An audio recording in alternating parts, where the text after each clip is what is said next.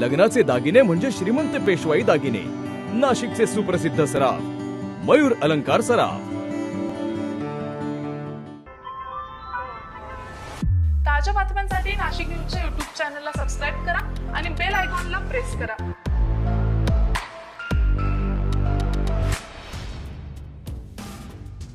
गंधर्व नगरीमध्ये नव्यानं बांधण्यात येत असलेल्या एका इमारतीच्या डगमध्ये मृतावस्थेत आढळून आलेल्या एका 8 वर्ष मूकबधीर मुलाचे मारेकरी 48 तास उलटून देखील अद्यापही फरारच आहेत।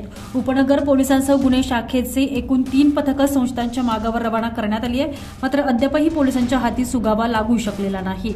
पोलीस आयुक्त संदीप कर्णिक यांनी काल मंगळवारी दुपारी घटनास्थळी भेट देत पाहणी केली आहे। उपनगर पोलीस ठाण्याच्या हद्दीतील गंधर्व नगरी भागातील मुलावर मारेकऱ्यांनी अनेकदा अनैसर्गिक अत्याचार केले होते। अत्याचारानंतर त्यास इमारतीच्या खड्ड्यात फेकून रविवारी संशयितांनी पलायन केलं। सोमवारी शवविच्छेदन अहवालातून हा प्रकार उघडकीस आल्यानंतर पोलीस यंत्रणा खडबडून जागी झाली।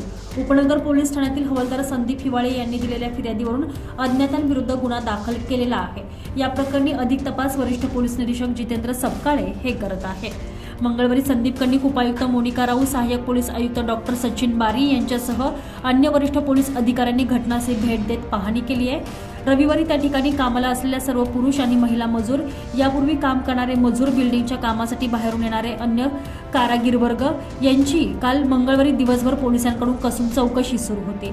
सायंकाळपर्यंत मारेकऱ्यांबाबत कुठलाही मागमूस पोलिसांना लागलेला नव्हता असं सूत्रांकडून समजतंय। सनी काळे, नाशिक न्यूज, नाशिक रोड।